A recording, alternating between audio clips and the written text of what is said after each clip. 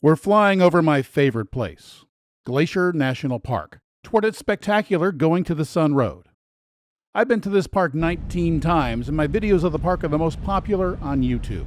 They're even used by park personnel to learn more about the park. This is the second time this year I've had to revise my Going to the Sun Road video. But because it's one of my most popular, I feel obligated to keep it up to date.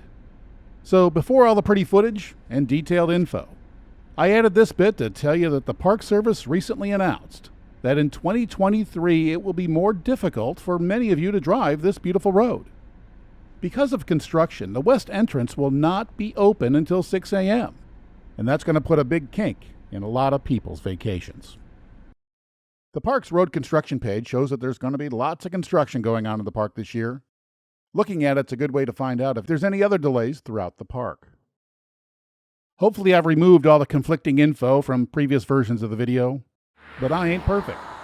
But now I'm going to show you the road that pretty much is. Most people see the park by driving across one of the most scenic stretches of road in North America. We begin our 50-mile journey on the east side, near St. Mary. And if this is your first time, be sure to stop at the Visitor Center. The east side is much drier than the west, and about 1,200 feet higher, at almost 4,500 feet. So there are fewer trees to block the glacier-carved scenery. As we drive west, the road is sandwiched between Two Dog Flats on your right and St. Mary's Lake on the left. A sign on one of the first turnouts points to a very unique mountain. The waters from this small minor peak flow to 3 different oceans: the Pacific, the Atlantic, and the Arctic. The power of ice is plain to see above Two Dog Flats. This is the first of many geological features that I'll point out along the route. Millions of years ago, this land was under the sea. Sediment layers build up over eons. Some of the rock in the park is over 1 billion years old. More recently, several ice ages have come and gone. The last really big glaciers receded 10 to 12,000 years ago. This relatively flat section is excellent wildlife habitat. Shortly after sunrise, large herds of elk come down from the mountains and head towards the lake. Bears and other predators also like to drink from the lake in the morning. Never approach a bear. And don't even think about getting out of your car. It's much safer to see them from the window. At the western edge of the flats is one of my favorite places to stay in the park: Rising Sun.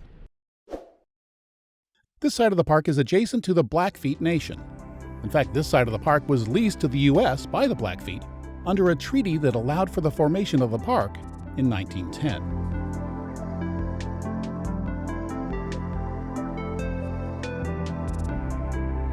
By the way, the full length of the road doesn't usually open until mid to late June, and July openings are not uncommon because of the massive effort required to clear all the snow.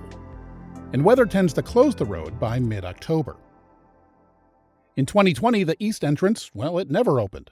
This gate, west of Rising Sun, was as far east as you could go. During the busy season, this is also where you have to show your vehicle reservation ticket. If you don't have one, you'll have to turn around. That's right, you now need a vehicle reservation to drive the Going to the Sun Road, at least during the busy season. On the east side, the busy season starts July 1st and goes through September 10th. Between the hours of 6 a.m. and 3 p.m., you'll need a vehicle reservation ticket along with your park pass to drive the Sun Road. The busy season on the west side starts a little earlier, on May 26th. Go to the park's website to learn how to get these precious tickets. Most of the tickets for the summer are already gone, but they do release more 24 hours in advance. If you're staying on the west side, you're really going to want to get one of those tickets. Because in 2023, the west entrance of the road will not open until 6 a.m. because of that construction. Another option for those staying on the west side is to drive, as I did, to the east entrance via Highway 2. It takes up to a couple of hours, which means that you have to start early to get there before 6 a.m. But it's worth it because the east side is gorgeous at daybreak. From the west, it can take 2 to 3 hours to get here. Luckily, there's a parking and rest area with a bathroom on the lakeside. The picnic area is nicely surrounded by trees. A short path leads to St. Mary Lake. This sign warns that a mountain lion has recently been seen in the area, so you need to be alert. The narrow beach is a nice place to take in the pleasant view, especially early in the morning. And if you're really lucky, you might even spot one of the smaller mammals in the park, like this Alpine chipmunk. A little further up the road, there's a parking area for the St. Mary Boat Dock. I've taken this tour at sunset, and it's a good way to close the day. Just around the bend is one of the most photographed locations in Glacier National Park, the Wild Goose Island viewpoint. This is one of my favorite views in the park. I've been here 100 times, and it's always different and beautiful. The view changes throughout the day. At daybreak, it's dramatic. At mid-morning, the mountains are bright, and it's serene. In the afternoon, convection creates pretty clouds. And at sundown, it's almost spiritual. Perhaps even more so late in the season, when smoke, hopefully from distant fires, blurs the landscape. Fire is an important part of the forest life cycle. It's necessary for rebirth. In 2017, a small fire, by park standards, burned the mature forest around this section of the road. Even trees in Wild Goose Island were burned. The next section of road climbs to an overlook with parking above St. Mary Lake. It's a nice viewpoint. And yes, that's Wild Goose Island. Again, the view can be quite different depending on the time of day and the weather. Usually it's rather windy. In the afternoon, the clouds can be rather interesting.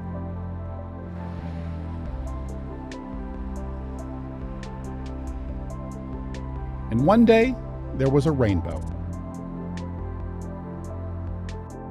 On one rare, calm day, there was a duck that had the whole lake to himself.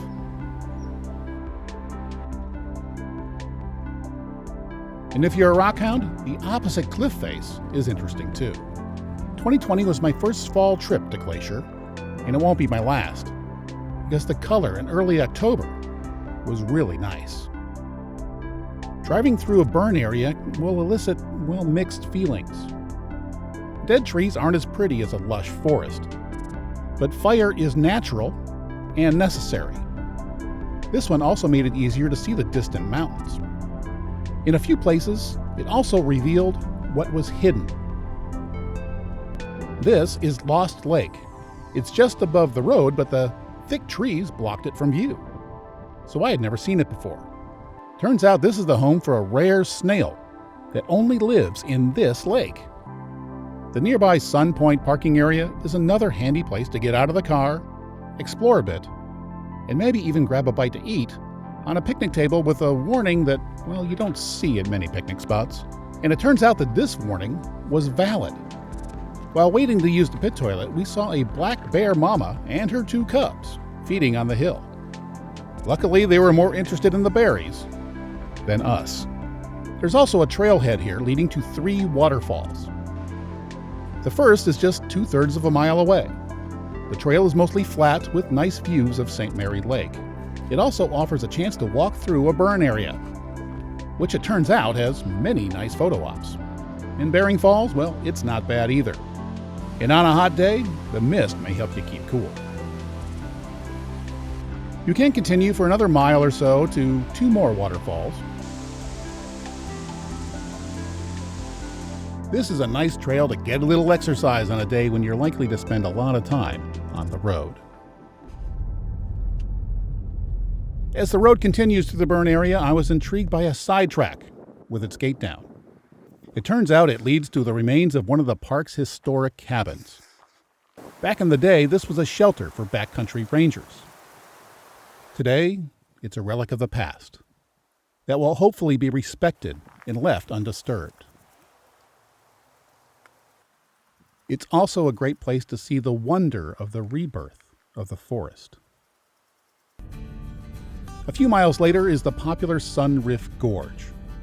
This small gorge is just a few steps above the road. but most stop here because this is the shortest way to Bering Falls. It's just a third of a mile from here. Those looking for more exercise can head further down the trail to St. Mary Falls and even all the way to Virginia Falls. And because of that, this parking area often fills up early. If these falls are on your must-do list, you really need to get here early. More mountains come into view as the road continues through the burn area. We're also approaching 1 billion-year-old red rock. Here's another one of those things that's a little bit hard to believe. But when the silt and mud that formed these rocks was laid down, this area was the west coast of the continent. Yep, there was a time when there was no land west of here. This is the St. Mary Falls Trailhead parking area. This trail bypasses Bering Falls. And yes, as you can tell, there are many trails in this area, and getting back to the correct parking lot can be an issue. So make sure you read the trail signs. I once returned to the wrong parking area. It made my rainy hike a little longer than it should have been. I've been to this place many times too, and prior to the fire, the forest was so dense you could barely see St. Mary Lake. Of course, in 2017, things changed. The old went away and the life cycle restarted, allowing the sun to reach the forest floor, sprouting new life and young plants, a new food source. Behind those trees is a shy female moose, feeding on that new growth. And sorry, but here's one more science lesson before we leave this place. Look down. Many of the red rocks have fossilized ripples on them. Others have mud cracks. And one reason they're so well preserved? Well, they're so old that complex life had yet to evolve. The road cuts through even more colorful geology as it rises.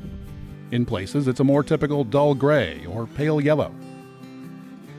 But then a few miles away, it's bright green. And after that, a deep red. Near the pass, it cuts through the black band. The reason for the diversity is fascinating and explained well in roadside geology books, available in the gift shop. Even if you don't need the bathroom, this pullout has great views of the mountains. The road climbs out of the burn area towards the Alpine section. It begins at the Jackson Glacier overlook.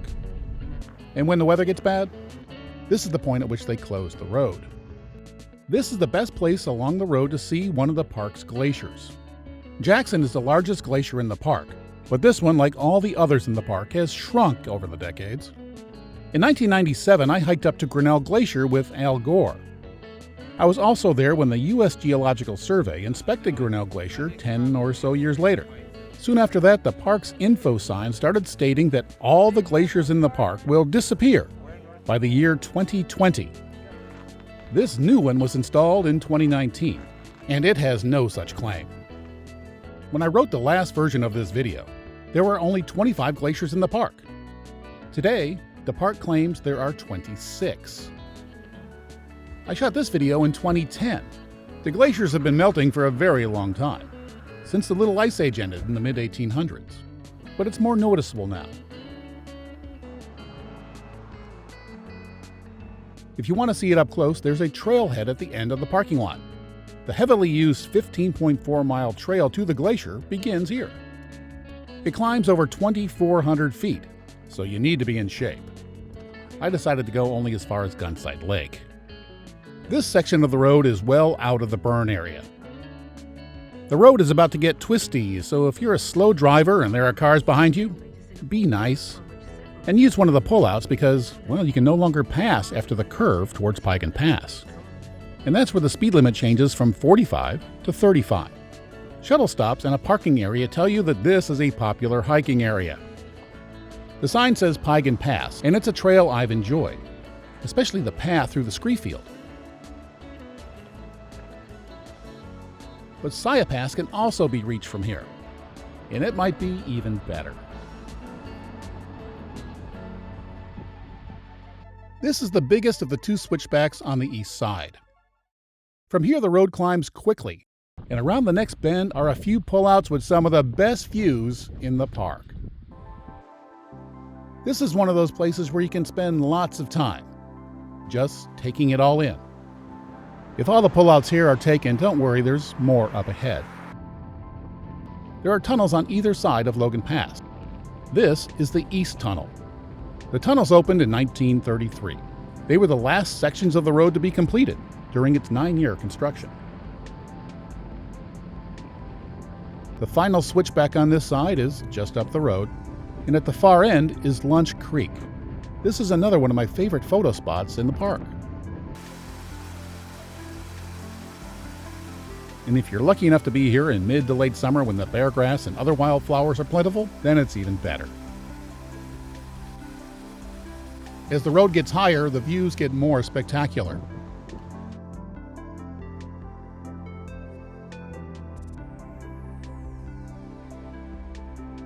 It's very hard to capture the true majesty of the place. As hard as I've tried, I just can't do it justice. It's really one of those places that you have to see in person to fully appreciate. And yes, you can ride a bicycle on the road, and a surprising number of people do it. And this ain't easy, because from the west there's over 3,000 feet of elevation change. It's become so popular that near the west entrance you can rent bikes and even e-bikes. And a great time to do this is before the Sun Road is fully open. When they're still clearing the snow up at the higher elevations, you can hike and ride past the barriers. It's the only time you can ride the road without any cars on it, which is nice. This is Logan Pass. It's the highest part of the road. It's a very popular place, and the parking lot is often full by 8 in the morning. Even reservations for a red bus tour are often sold out for weeks. The free hiker shuttles, well, yes, they're first come, first serve, but even they can have long wait times. The visitor center houses several exhibits, a small gift shop, and a comfort station. And FYI, the outbuilding was extremely fragrant in October. This is one of the world's special places, and it gets even better when you get away from the parking lot, and I highly recommend that you try at least one of the trails. Just behind the visitor center, a 3-mile round-trip trail leads to Hidden Lake. It's one of the most popular in the park. Here, grizzlies and other wildlife are often seen. In fact, it's not uncommon for the trail to be closed because of too much grizzly activity. And on most days, there are only goats. This is Hidden Lake from the overlook. On this day, this was as far as I could go because, well, a bear was spotted in the area. One of my favorite trails is just across the road from the summit side. The Highline Trail is part of the Continental Divide Trail that runs from Mexico to Canada. The farthest I've gone is the Mini Glacier, and the view from Swift Current Pass is one of my favorites. But you don't have to hike 15 miles to enjoy this trail. Just a 15 to 30-minute walk from the pass is amazing. And anyone in reasonable shape who's not afraid of heights should walk out to the shelf. It takes just 15 or so minutes to get to this view. On the way back, there's a nice view of the mountains and our road. Many people bring their dogs on their trips these days, and dogs are allowed in the park, but they are not allowed on the trails. And they must always be on a short leash. The symbol of the park is bighorn sheep. They can often be seen in or near the parking lot. And remember, these are wild animals, so don't approach them. The weather changes quickly up here. While it may be warm and pleasant in the valley, it can be cold and rainy or even sleeting or snowing at the pass. Clouds rush in from the west and are pushed upwards by the mountains. Cold precipitation is often the result during any month of the year. Meanwhile, east of the divide, only a few clouds may spill over the ridge. Most just evaporate in the dry air of the east. Back on the road, we begin the descent by passing another waterfall. But after just a short distance, we're going to stop. And a short iron walkway leads to an overlook with an excellent view of the Continental Divide. This part of it is called the Garden Wall. The Highline Trail is carved into it, as is the Sun Road below. And you photographers out there should keep in mind that it's going to be in shadow until the sun hits it in the afternoon. And this overlook is a great place to take it all in.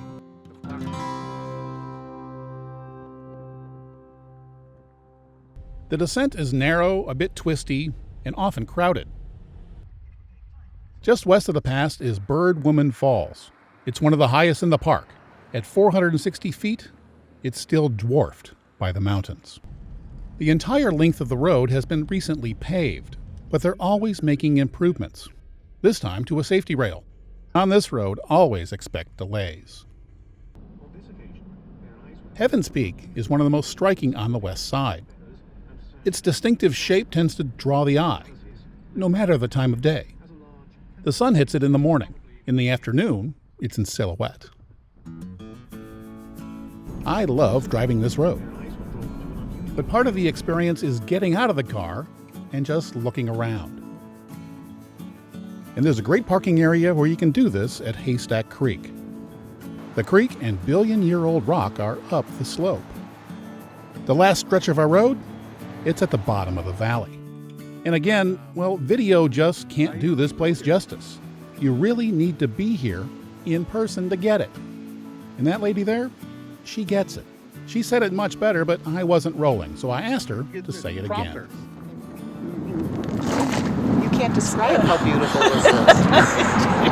That wasn't very sincere. But you can't. See? She gets it. That's the Weeping Wall behind them. It's one of the landmarks on the road. It's called that because water weeps out of the rock during the early season snowmelt. It does more than weep, making it a great place for photographers. Just past it, it gets twisty again. And it's easy to see why the Sun Road has a vehicle length limit of only 21 feet. Anything longer just can't make it around the bends. In the autumn, there's remarkable colors behind every corner. Much of this section hugs the cliff face. There's only one real switchback on the west side, and it's called the Loop. There's parking, a pit toilet, and more great views. This area has burned a couple of times in recent years, and an info sign tells the story. I was here in 2003 and saw it myself. It was the largest fire ever in the park. It burned much of the west side, including this area. I visited many times since then, but this is my first autumn visit. The color really helps differentiate old growth from the new. And of course, it's pretty. This spot also has the second best view of Heaven's Peak, even when it's a little smoky. The Loop is also important for hikers. This trail heads up to Granite Park, where it connects to the Highline Trail and then Logan Pass.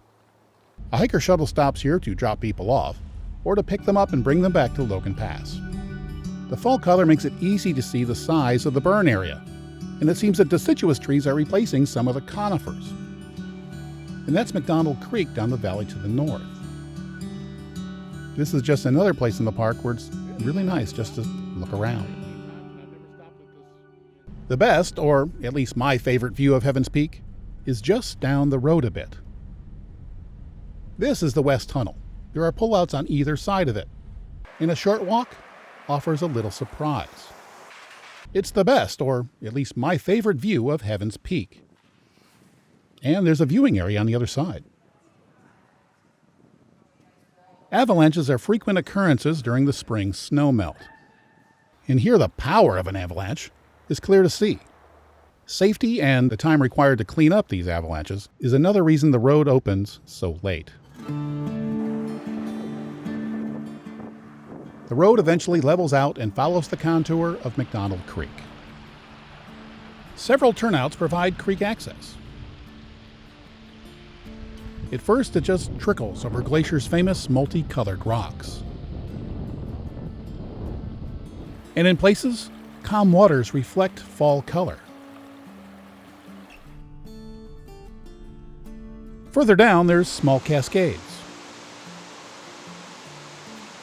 At Red Rock Point, there's bigger ones. The trail leads to a wooden overlook, At certain times of day, two-legged wildlife tend to visit the swimming hole. Early in the year, the water tends to be a bit higher. This was shot in early June. I had never seen it like this before. Curious types will find a few places to explore here.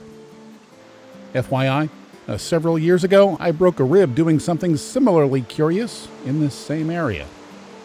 But anyway. Soon you'll see another large parking area that's full by 8 o'clock in the morning. It's for the Trail of the Cedars. It's one of the most popular places in the park. Here, a 0.7-mile boarded wheelchair-accessible trail winds its way through an old-growth cedar forest. At the far end, you'll hear the sound of falling water. It's Avalanche Creek, where it narrows into a small but beautiful gorge. In October, the water is low. Earlier, it's much more dramatic. The bridge is a turnaround spot for most, but if you keep going for another 1/10 of a mile, you arrive at the trailhead for Avalanche Lake. The lake is just 2 miles and a moderate climb away. It's hard to believe that a place so lush, like this temperate rainforest, is just 40 miles from the dry grasslands on the east side. The road continues through the tree-lined valley near McDonald Creek. The pull-out areas now have names. This is Sacred Dancing Cascade, but the water is too low for dancing. Take the short walk on a trail downstream to a bridge that's over the creek. From the bridge, there's a great view of the cascade. It's another great photo op.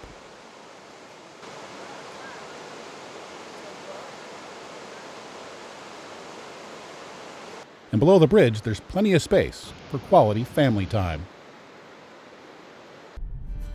Back on the road, the speed limit here is 40, to provide a safety margin in case wildlife decide to cross the road. The creek empties into Lake McDonald. It's the largest lake in the park. The famous Lake McDonald Lodge is at the east end. We still have to drive the 10-mile length of the lake to get to our final stop. There are a few pullouts along the lake, and from this one, if you look carefully, you'll notice that the far shore shows evidence of a large fire. Much of it burned in the historic 2003 fire, leaving many dead standing trees that were just waiting for the next fire. Then, with a lightning strike in 2018, the fire returned, rebooting the forest life cycle once again. It typically takes 2.5 hours to cross the Sun Road, depending on traffic and how many times you stop. I know most people stay on the west side of the park, so most of you will drive it from west to east instead of the way I took you in this video. But I hope I convinced at least some of you to get up early and see the east side of the park at sunrise. The Apgar town site is our endpoint. Now, we've been on the road for a while, and if you're in the mood for a snack, well, there are plenty of options here.